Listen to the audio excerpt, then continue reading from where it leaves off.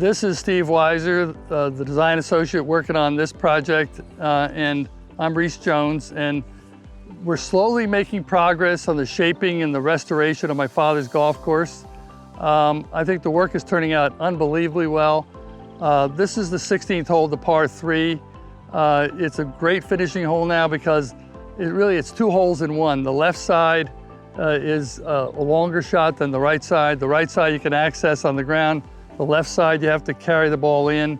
As you're trying to get the ball in on the right side, if you hit it too long, there's a bunker in the rear as well as a bunker on the right. So there's all kinds of challenges on this hole that one must think about it. So I'm gonna have Steve talk a little bit more about the process.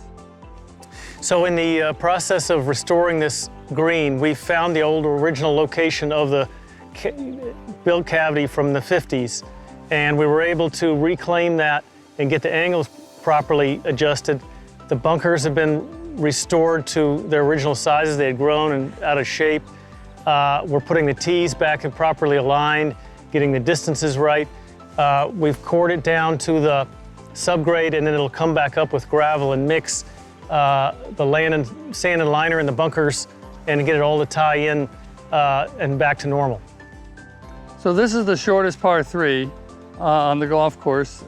This course has really 4 distinct par 3s, and this seems to be the best option for a birdie because it's the shortest, but it's going to be easier to play on the right than it is on the left.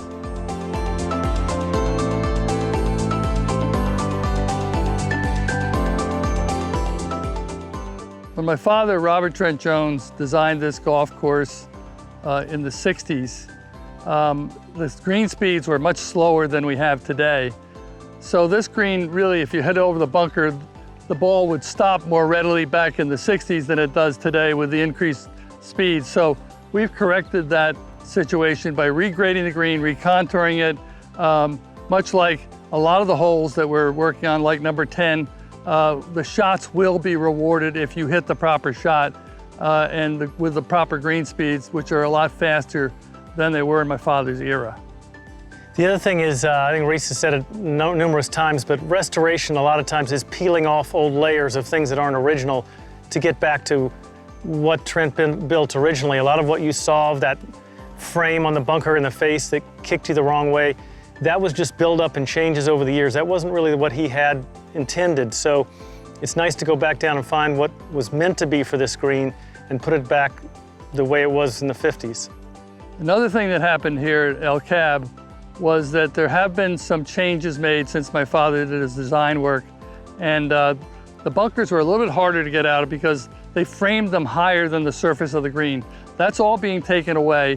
The bunkers are now going to be pitched uphill, so it'll be an easier shot to get it close to the pin because you won't have to worry about a downslope in the bunker. And the bunkers are going to be lined, and it's going to be a phenomenal bunker sand, so bunker play would be more achievable after this restoration.